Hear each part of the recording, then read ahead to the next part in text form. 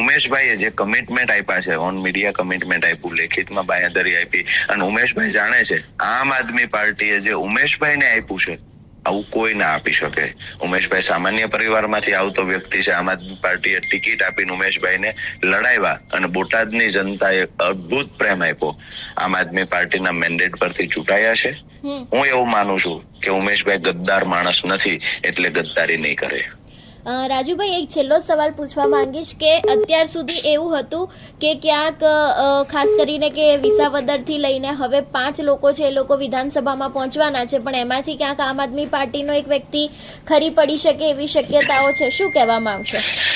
હંસિનીબેન, એક તો હું નિર્ભયના માધ્યમથી ગુજરાતની જનતાને સંદેશ આપીશ, અને ખાસ કરીને ભારતીય જનતા પાર્ટીને શું મજા આવે છે, લોકોએ જેને મત આપીને ચૂંટીને મોકલ્યા છે, લોકોની જે પસંદગી છે એની ઉપર વટ જઈ અને કોઈના ધારાસભ્ય ચોરી લેવા, કોઈના ધારાસભ્ય ચોરવા માટે પૈસા આપવા, લાલચ આપવી, સત્તાનો દુરુપયોગ કરવો, શું મજા આવે છે? ગુજરાતની જનતા ખૂબ નજીકથી આ બધી બાબતો જોઈ રહી છે, અને એટલા માટે જ્યારે આવી રીતે સત્તાનો દુરુપયોગ થાય છે, પૈસાની લાલચ આપીને ધારાસભ્યોને વિસાવદરમાંથી ચોરવાના પ્રયત્ન કર્યા હતા, જેના પરિણામ સ્વરૂપે ગાલ પર થપ્પાટ મારી વિસાવદરની જનતાએ.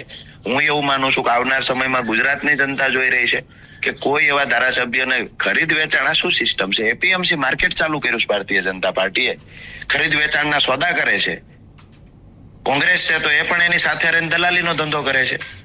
ગુજરાતની જનતા હંસિનીબેન ખૂબ નજીકથી જોઈ રહી છે. કોઈ પણ માણસ, હું એવું માનું છું કે ઉમેશભાઈ ગદ્દારી નહીં કરે, અને કોઈ પણ માણસ જો ગદ્દારી કરશે ને તો ગુજરાતની જનતા વિસાવદરની માફક ગાલ પર થપ્પાટ મારશે, અને ખરીદી કરનારા જે લોકો છે એને પણ આવનાર 2027માં ગુજરાતમાંથી આખી કાઢવાનું કામ પણ ગુજરાતના મતદારો કરશે.